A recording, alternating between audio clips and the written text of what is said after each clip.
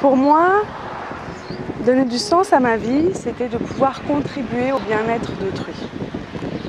Et quand le moment est venu, je me suis dit ok, là c'est le moment où je vais pouvoir contribuer énormément à la vie d'autrui en me lançant dans ma passion et en quittant mon travail chez Skyrock.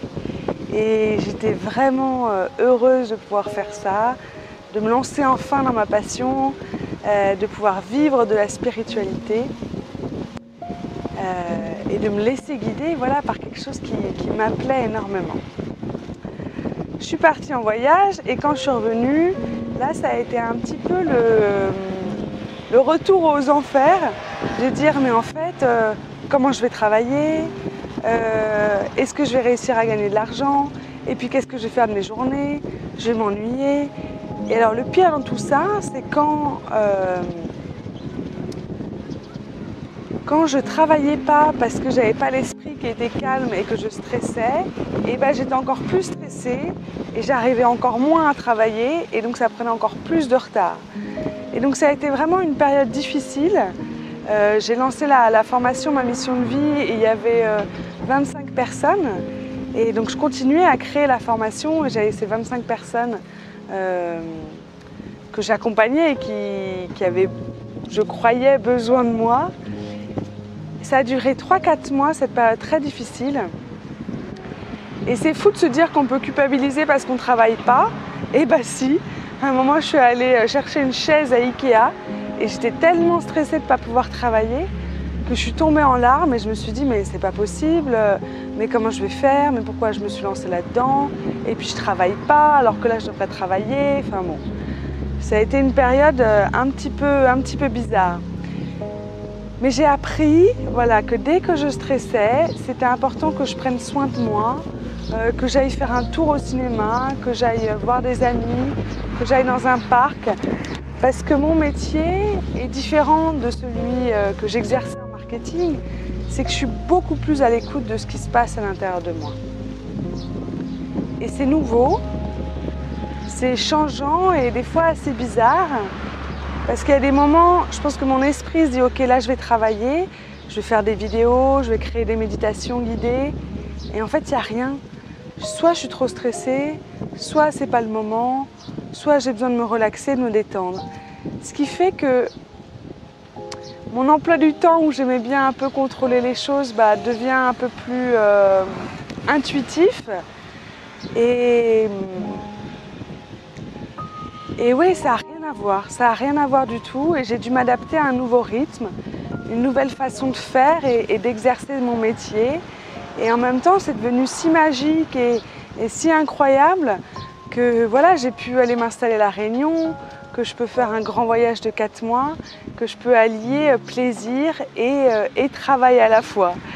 Et ça, vraiment, c'est magique. Ce que j'ai appris grâce à ces 3-4 mois où je me suis lancée vraiment au début dans ma mission de vie, c'était de dire que l'important, c'est pas forcément de contribuer au bien-être d'autrui, mais c'est de prendre soin de soi, de pouvoir s'aimer en toutes circonstances, de pouvoir se relaxer quand on en a besoin et d'être vraiment à l'écoute de qu'est-ce qui se passe à l'intérieur de moi. Quand j'ai beaucoup trop pensé, ok, maintenant qu'est-ce que je fais? Je vais faire un exercice, quelle est ma prochaine pensée? Je vais méditer, je vais sortir me ressourcer dans un parc et après je reviens et je retourne travailler. Et je me suis rendu compte que c'était beaucoup plus efficace de pouvoir se relaxer, de pouvoir se détendre quand on est stressé et après passer à l'action, que de s'acharner au travail, de ne plus pouvoir dormir, d'être stressé en permanence, de penser au fric, de penser à ce que vont penser les autres, comment je vais travailler, comment je vais réussir. Et c'est là où vraiment ma vie a pris un nouveau sens, c'est que je me suis dit, est-ce que donner un sens à sa vie, c'est pas que contribuer au bien-être d'autrui, mais c'est aussi prendre du plaisir à vivre, à se sentir vivant, et comme si je pouvais voilà, rentrer comme dans une petite rivière qui coule et aller à mon propre rythme, telle une petite tortue des mers, et vraiment sentir que je peux aller doucement, je peux avancer, suivre le flux des courants de la vie et avoir des merveilleuses surprises qui m'arrivent. Et vraiment, pour moi, le symbole de la tortue est très important. Ça va devenir mon logo. Hier, j'ai nagé avec des tortues, je suis actuellement à Mayotte.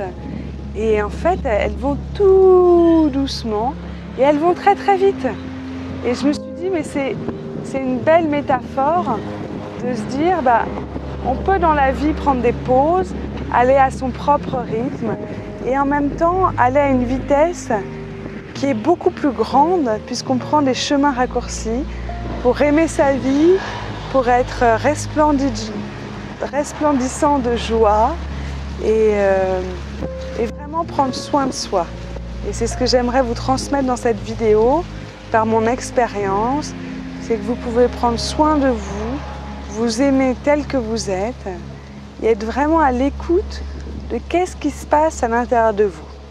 Et vous allez voir peut-être que vous n'allez rien faire pendant une semaine, prendre soin de vous, vous relaxer. Il y a quelque chose à l'intérieur de vous qui a changé. Et là, vous pourrez aller beaucoup plus vite dans la réalisation de vos rêves pour donner un sens à votre vie.